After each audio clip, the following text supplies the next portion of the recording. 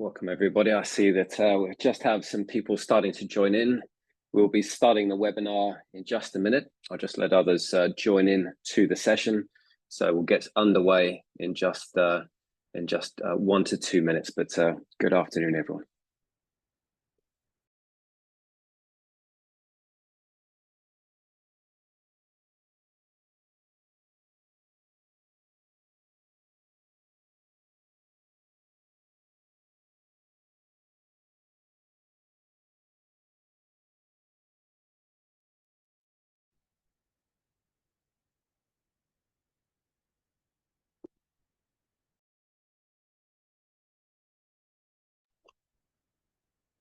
I see more people joining in. Welcome and good afternoon, good morning or good evening where you are. We'll just allow time for a few more to join in. We'll get underway in just a minute or so. Really looking forward to this session. So just hold tight. We'll get started in just a minute.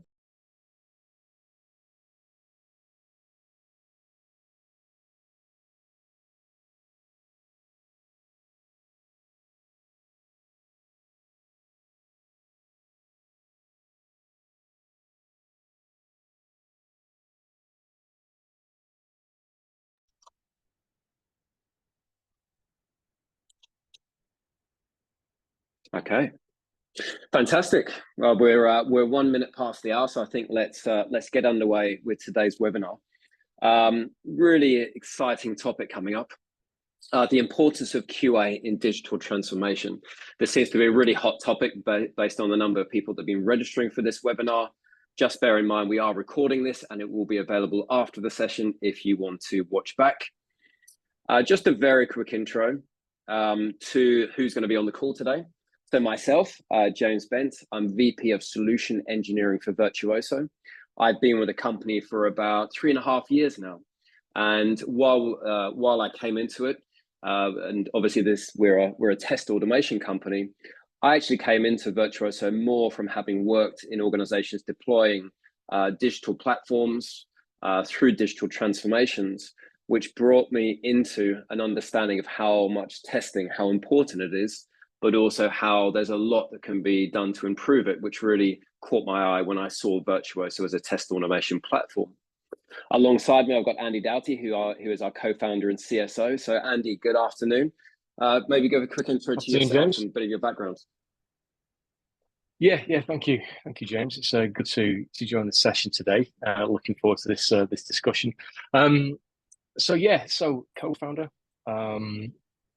of Virtuoso, now Chief Strategy Officer. I predominantly look after our customers actually. So across our customer base and some of our key partners, really ensuring that we understand them well, we support them properly, we enable them, and their adoption of our platform is successful.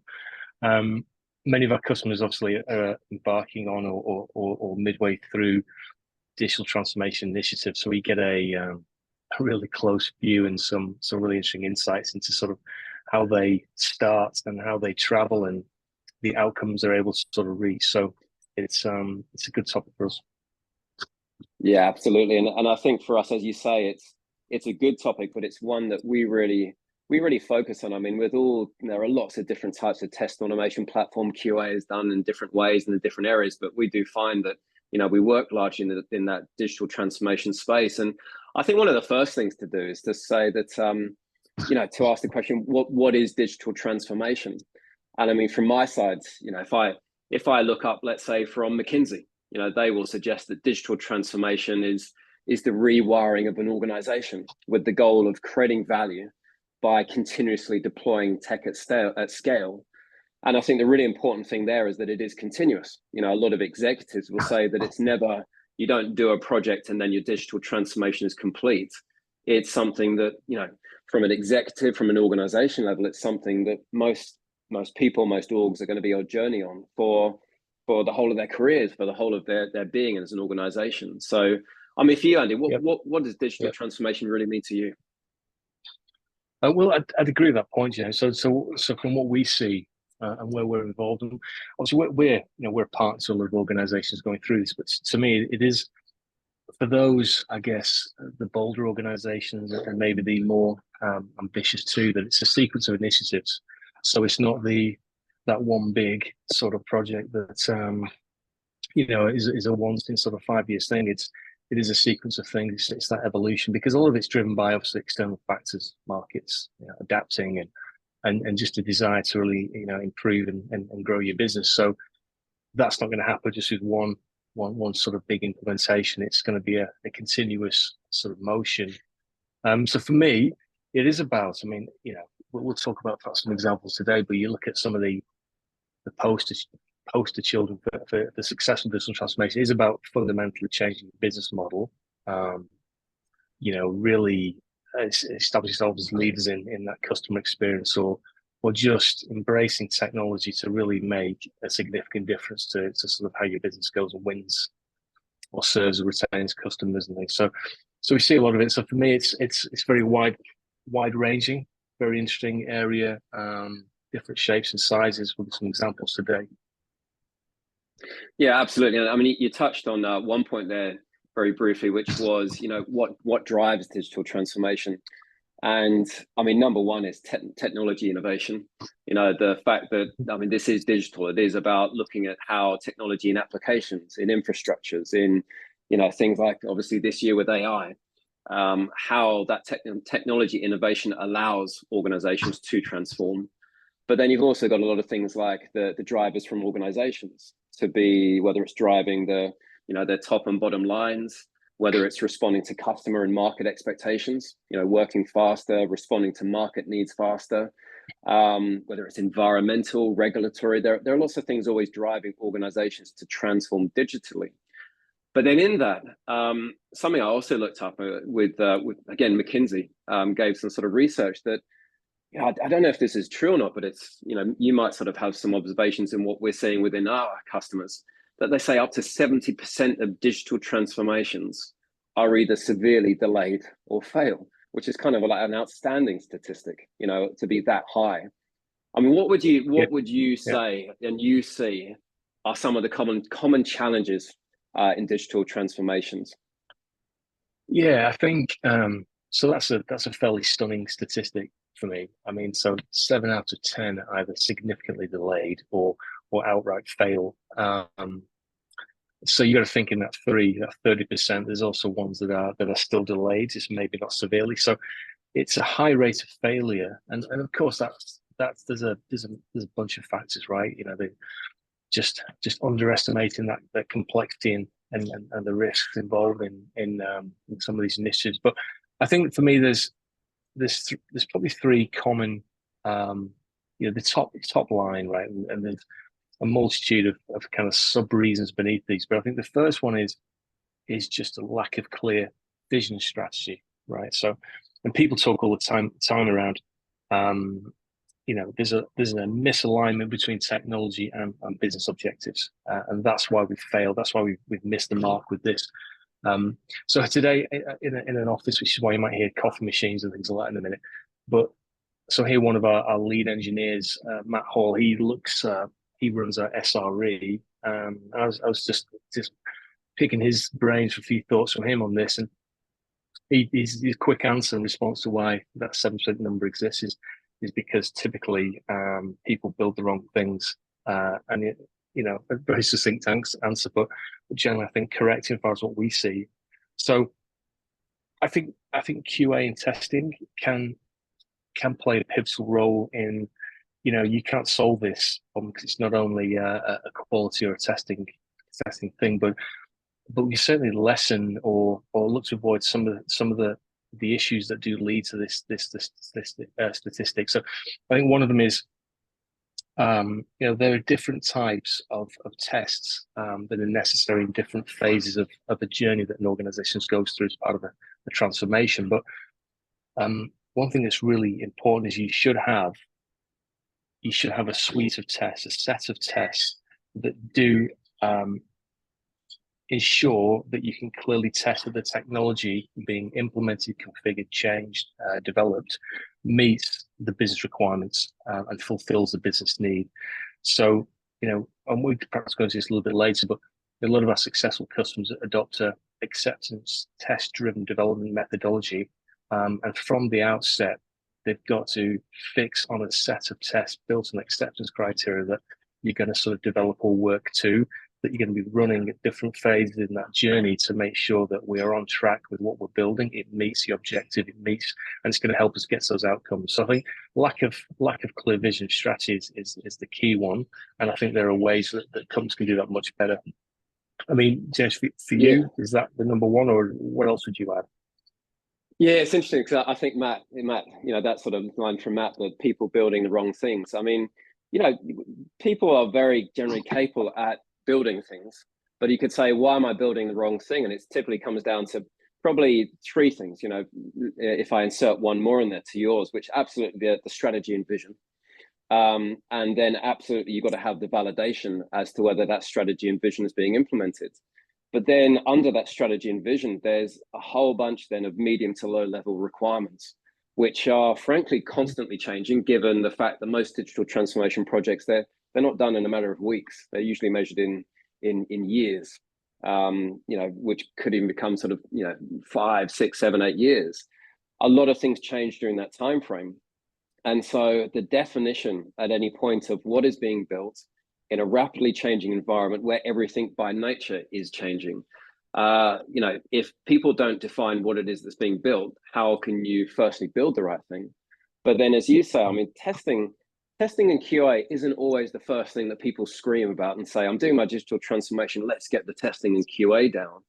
And yet, however, it's probably the first thing you do need to think about, because from the very first moment you start building, if I'm not checking immediately that things are being built in the right way, then already I'm starting to build in issues. And, people will make a joke that sort of agile can sometimes actually be lots of mini waterfall processes where things like testing always still come at the end of the process.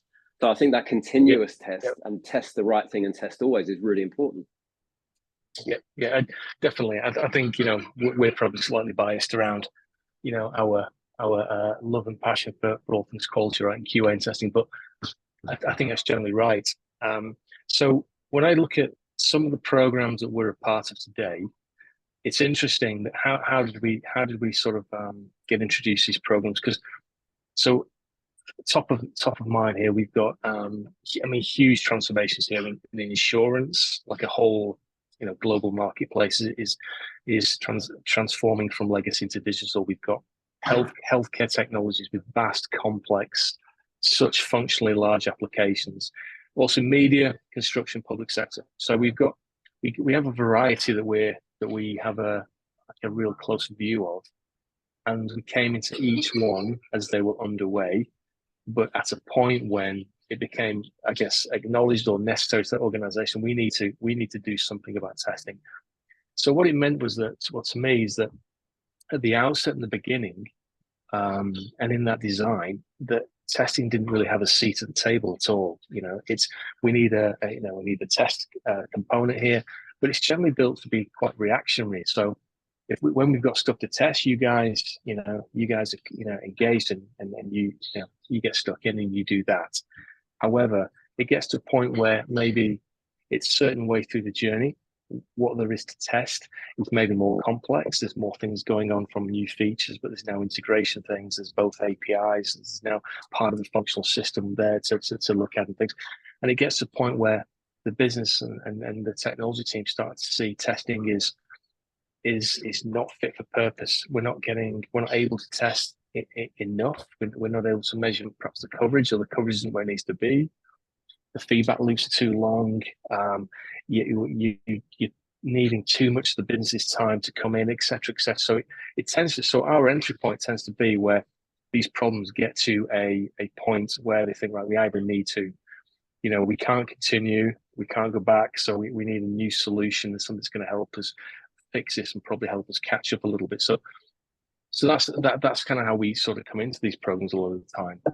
And the one thing that's just to extend on, apart from technology and alignment with businesses, it's just generally the people. They're the single biggest reasons why it succeeds or fails. And culturally, we're in certain programs now where we see a lot of disconnect between teams. We don't see a great deal of collaboration or communication. They're not very joined up. And I just think that just compounds what is already a complex and sort of high pressure environment. Just makes it more difficult. And so how do you bring people on the journey, get them joined up? How do you get them sort of really buying in? Because the last thing you want then is, as you start to take it further, you don't want then growing resistance to change as you're trying to push things through. Because as you're already behind and under pressure, you need the teams and the people working together. Yeah, and this is really interesting because we could then start to think about, well, then if most, you could argue, digital transformations either fail in part or in whole or don't fully deliver, then you could say what makes it successful. And I think just looking to some of the issues you've raised there around things like a lack of governance, a lack of culture, probably a lot of risk, in as much that people or organizations will say, we've got to transform the technologies that are going to run our business.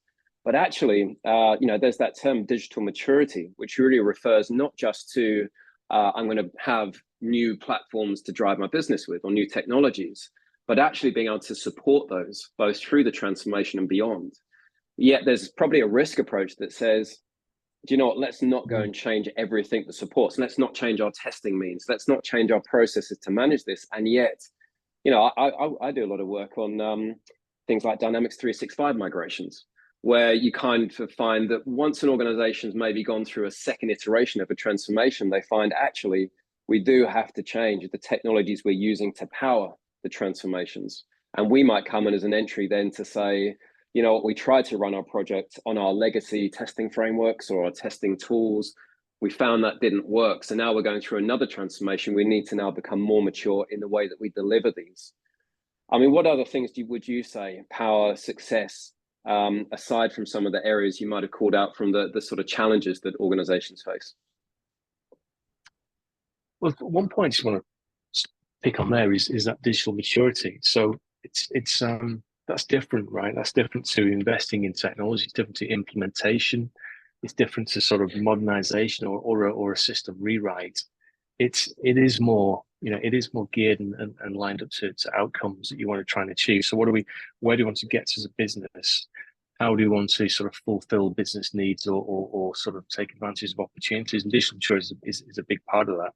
We obviously we work a lot in the FS sector and insurance, and there was an Accord study run over 7 years, so really comprehensive, which showed that although there are, from a technical perspective, there are leaders and laggards and early adopters and all that stuff you get across every industry, across the whole spectrum of insurance, but the companies that had the trend of shareholder returns, premium value, just the success metrics were tied more to digital maturity than they were to level of IT spend, and sort of application landscape that the companies ran. So that's a big one. And again, it comes to, from a testing perspective, you can test, the units of things, you can test, functionally, you can test components of the system, you can test that things integrate, but you've also got to then have a real fast feedback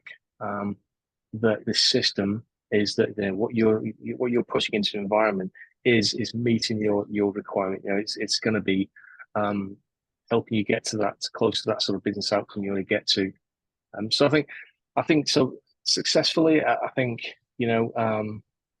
those organizations that do bring in testing at the very beginning and have a real seat at the table. I think challenging those testing organizations to say, this is what we want to achieve. These are the outcomes. These are our goals. Our requirements. This is where they are. You can statically test them, but tell us how are you going to put in place a sort of test approach and a solution that helps verify that we are on track and we're successfully moving through this transformation. I think that's really key. Continuous testing. I just think that there's an opportunity that if you are constantly sort of playing back to the entire team and especially the users, if that's the nature of the transformation, the user community, that they can see the system progressing and developing.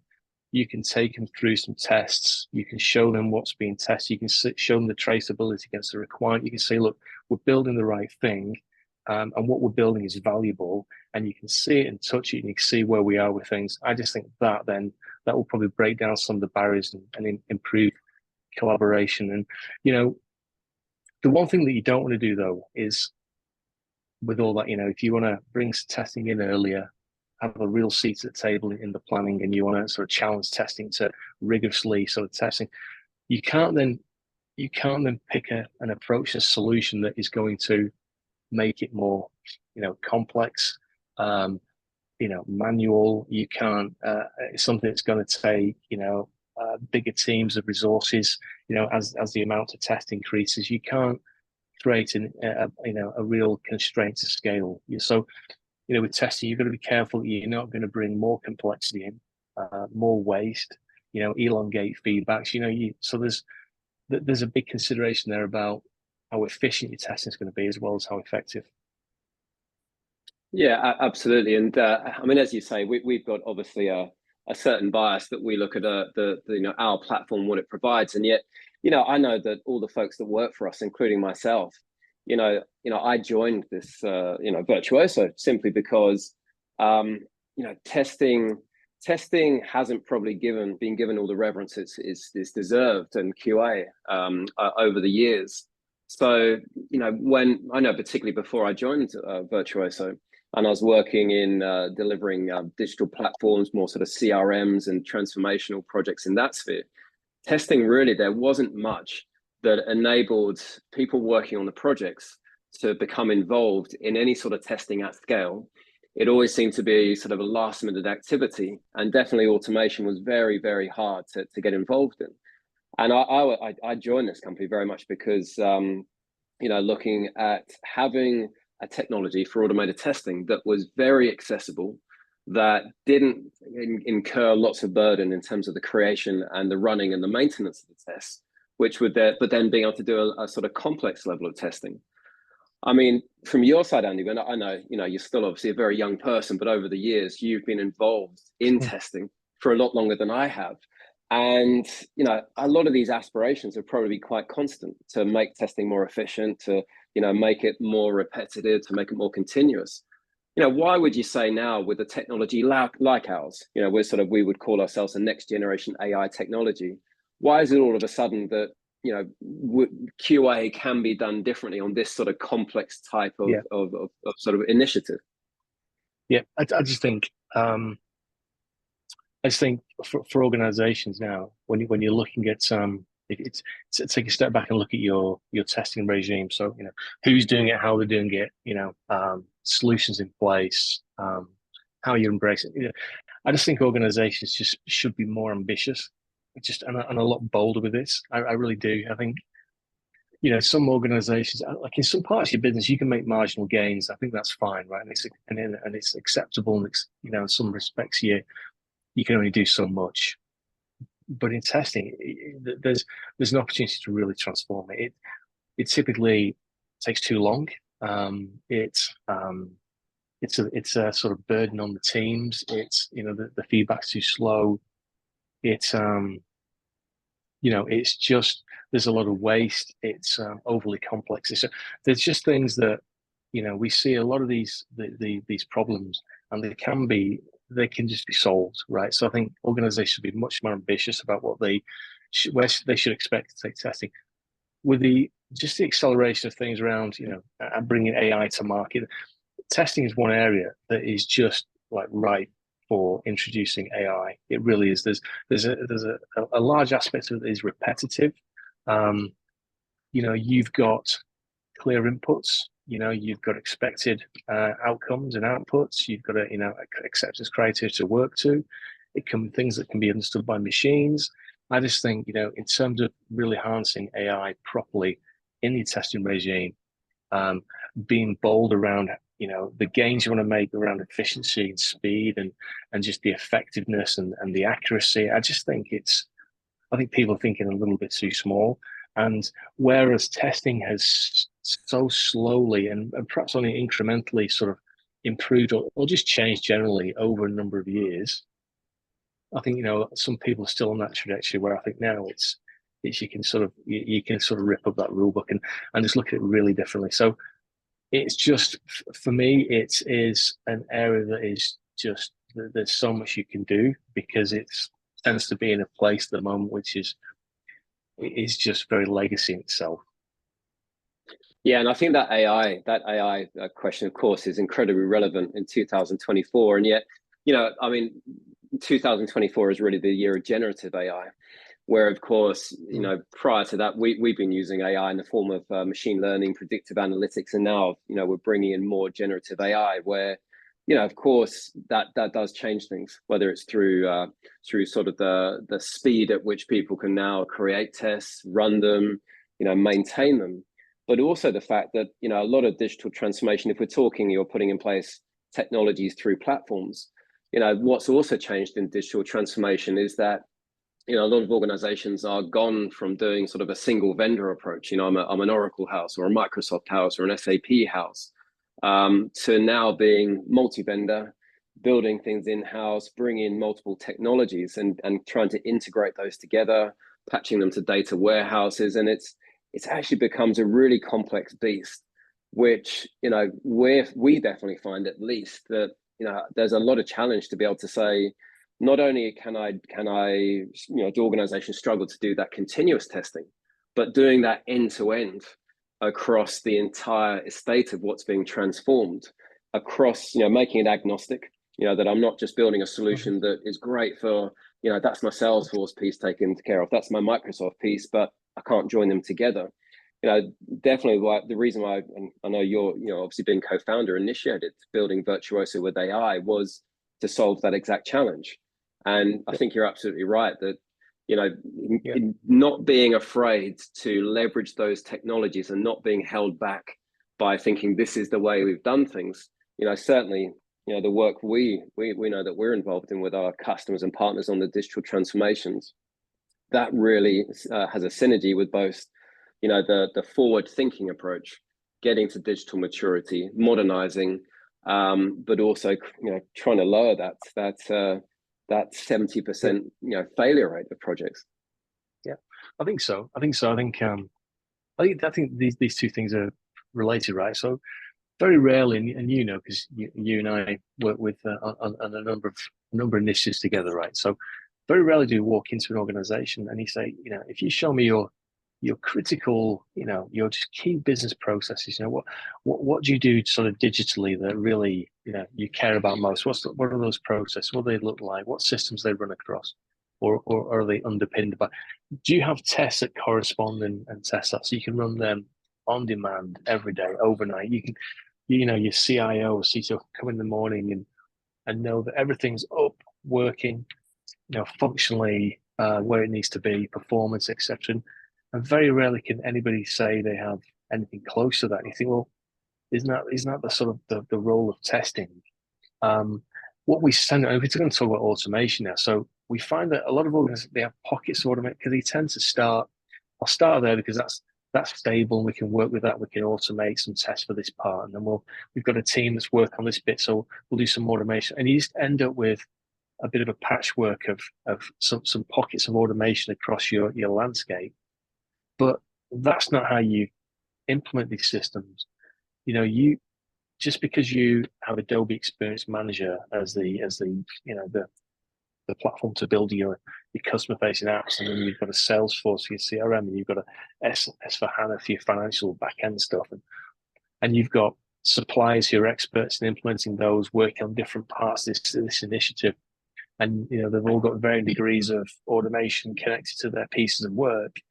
There's some value to that, but I think it's minimal, because what you're trying to achieve as an organization, the outcome you want is you're trying to put in place a digital process where all those things have to work together in a specific way as designed to fulfill a business need.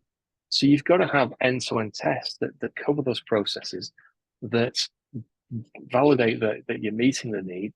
And that is when testing becomes valuable, not the pockets of stuff that helps a few teams speed up with their jobs, but something that helps you fully assure that what you've put in place from a digital perspective really works for your business. So the end-to-end is key, and I think can solve quite a few of these problems. Yeah, 100%. And I mean, I could be again, it seems sort of funny to sometimes talk about QA with such prominence in digital transformations. And yet, I could ask to say, how in your view, and I've got views on this as well, how could QA in some ways be the easiest win when you're thinking about digital transformation projects? How can it be so prominent? How can it bring such an important win just by looking at how QA is done? I think really, I mean, short answer from me. It goes back to the point made by my colleague Matt before us. So QA can help you answer the question: how we built the right thing, right? So if we're saying that that misalignment so what are the things that delay it? What are the things that ultimately may lead to fail thing and it works? You're going to likely go live and be really pleased that it's successful. But if you don't build the right thing, then there's a couple of options you've got, and the options are fantastic, and it's going to cost you more money and more time, and it's going to impact your business and etc. So I think that's the thing for me. It can help you answer that question. Yeah, 100%. And I'd be completely aligned with that. That if we take that approach, that if really the building, there are a lot of people who are great at building things, but they're only going to build what has been specified. What from the strategic vision, what's been specified at the requirement, the user stories, which are both strategic and tactical. And quite simply, if we take the people, organizations seem to be getting better and better at documenting what should be built. A lot of time is typically invested in technical specifications and requirements. And now if you can align to say both, you have QA, which can align to those requirements, even as those requirements change and evolve and adapt. And you can continuously be evolving those and continuously performing QA, particularly it's going to be through test automation. Then you're going to be able to put those checks and balances to say at every point we know as soon as possible whether this is being built correctly, whether we need to change it. And especially when you look at the fact that, again, digital transformations are very long-term projects, to know that at every single step means that if we talk about common, if you like, micro failures in these projects where you're talking simply time and cost. I know that in your past, we were talking before that you've been on in previous lives with 2-year projects that they're into year 4 of already, and that's a very typical story. So if you can just look at time and cost as a benefit through QA, but then through to if I can be sure of what I'm building, know as soon as it's not to be able to adjust those misalignments, then you've got the best chance of at any point saying we're actually on track. We know we are because we have the validations to be able to prove that. So it's kind of a bit it's a bit wrong in some respects that because traditionally in the waterfall world testing always came last, that it's traditionally thought of last, and yet bring that to the front, align it to the requirement stage with building those tests in and run it continuously. It's really a no-brainer to say that's a really massive way to gain an easy win in the success of digital transformation. Yeah, definitely. And I think my points and your points too around QA having the proper seat at the table and just it starts at the very, very beginning, and with that come expectations. Like it's put the challenge to QA. So how are you going to help us be successful with transformation? Tell me what role you can play. Guide me on how we're going to do this effectively. We're going to follow agile. It's going to be iterative. We've got, this is what we do know. There's lots that we don't. And I think every transformation program has that. But what role can you play, and how are you gonna help us be successful? And I think expect that team then to take that challenge, come back to you and present exactly how they can do it, what they need to do so. And it shouldn't be bigger teams and more people. It should be a bit smarter than that. But it's I think that's the challenge, and like any part of a major project, you've got to then they own it and they've got accountability. So I think because when testing doesn't have much power or accountability, it's not going to be an enabler to your overall success. It's going to be a function that you ask to do things, and will do things when you ask. And I don't think that's what you want.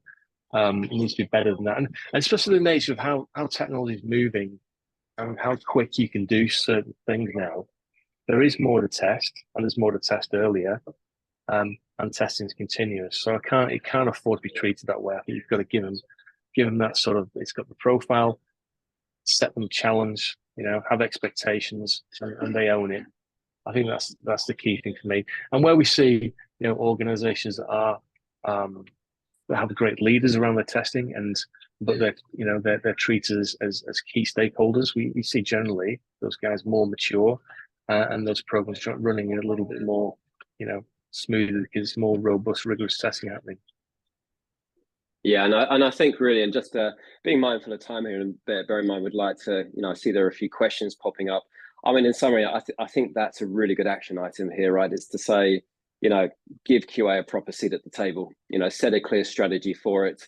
And then really, rather than saying, well, testing is something we have to do and we have to show that we did it, actually challenging the QA function to say, your role is to assure that we are successful in the delivery of this digital transformation, and that it's able to then, meet all the strategic and tactical objectives that we've set. So it's QA becomes a key partner in that initiative, rather than just, as you say, a function that happens at the end because it has to. And I just really quickly add to that is that so with those expectations, and I do mean challenge them, right? With those expectations become, how are you leveraging AI to help us optimize our test cases more effectively?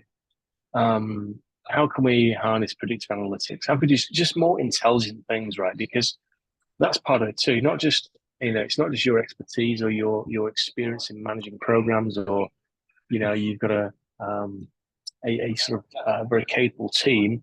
It's how are you getting advances through newer technologies? Because like we said before, the area of testing is really ripe for AI coming in and making a difference. So we'd like to see that. So I think that should be part of those expectations. Yeah, no, that's awesome. So do we have some questions? Andy, some questions coming through? We do, yes, we do. So I've got them. I've got them here, Andy. We've got about 4 or 5 questions come up. So, so you have a platform. It's presumably new tech that needs to be learned. And I think what they're sort of picking up is that point we made about the, there's risk in itself in changing how you do things. So the question here is, how do you deal with the ramp up time? So if digital transformation itself is hard enough, which it is, isn't it a risk to bring in new tech? Oh, can be. I think so. I was trying to allude to this before, obviously, but you can't. There's something that the teams, in the digital transformation. So say you are midway through, you don't want more complexity. You don't want more legacy. You don't want more manual activities that are needed. Right? You need. It's got to be a change in direction. Right. So with our platform, barrier to entry is very low. It's intuitive. It's built. So one thing that's a major advantage for us is natural language. So all the tests are business readable. But to create them is very fast, but also you don't need to be a technical engineer. So you're working in plain this natural language. But where that really brings advantage is when you are sort of moving through the phases and you want to, work, show your business users, or you go into some form of acceptance testing. You can use the same tests married to the requirements to show what has been tested. You can follow and understand the test. As I say, they're in plain English. You can use them through the different sort of environments and phase of testing that are going to take place, and just all be sort of understanding what's been tested and in what way, and what the results are against the criteria. So it just means it's less opaque and easy to work with. So yeah, there's obviously risk in any change, but some changes that is obviously the catalyst to make the difference you need. Yeah, and I mean, obviously, I work in a pre-sales capacity a lot, so we do see this when people come and do proof of values, proof of concepts to validate the solution. That if typically they're up and running within a week for running some pretty complex data-driven tests against multiple types of business systems that will then obviously move across to the digital transformation. So yeah, it's really important, right? Time to value and ramp up time. So that's a great question there. What kind of projects, digital transformation projects, are your customers and partners working on? I'm guessing they're just smaller ones. Are you doing anything at large scale? And Andy, I mean, you work probably more in this sphere than me in terms of the, from partnership and large customers. What maybe describe some of the larger projects we're doing. Like, all different shapes and sizes, right, of organizations and initiatives, but there's some significant ones. Insurance marketplaces where there's 400 brokers and carriers that are going to cut over from legacy systems to digital systems in one go. Major risks, significant change there, and I think so that's a whole suite of new digital products that hundreds of substantial numbers, hundreds of billions of worth of premiums are going to flow through those digital products once they go live. So to that extent, really large ones. The healthcare tech side is interesting.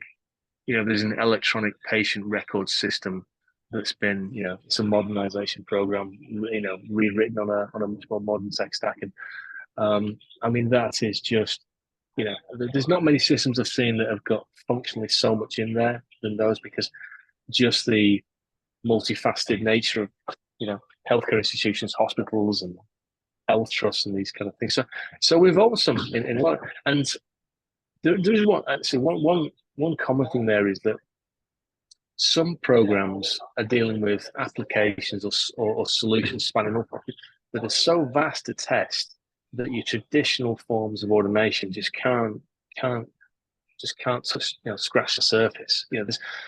It would take an unmanageable amount of time and people just to try and get some sort of penetration into how much there is to test, and it's dynamic and it's integrated and there's a lot of change too. So by our nature we are involved in some large programs because we're a solution that can keep up versus others that can't. So I think and there's other examples too, and we're happy to sort of talk about them, but hopefully that gives a flavor.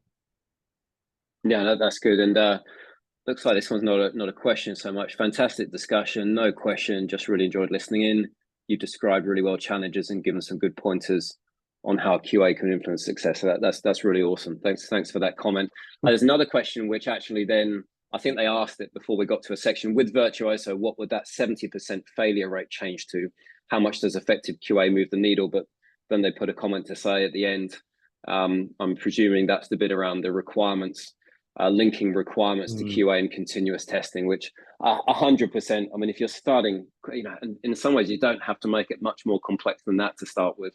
Have something that allows you to, from the start, build tests from requirements, start running them continuously, iterate them.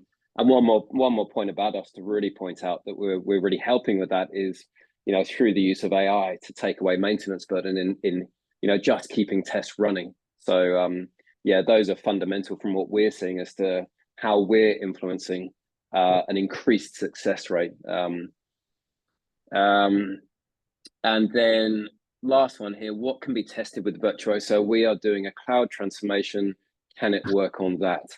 Yeah, so maybe, it sounds like there's a bit of interest, Andy, just to know what you can use Virtuoso for. So, yeah, great. So, any browser-based technology, so of course cloud. So by design, the technology of choice for us where we focus and fit is web, is browser-based. So UI, functional, API, and ultimately end-to-end testing. So we can, so where you need to sort of work with databases, if you need to push and pull data from third-party systems, etc., all that is in our sort of sweet spot there. So digital transformation tends to lend itself very well. We don't cover, you can't functionally test desktop applications or native mobile applications with Virtuoso. That's through choice. But anything that's through a browser, we're good. No, that's awesome. Well, look, Andy, I'm just going to quickly put up on screen just for anybody that wants to be able to get in contact with us.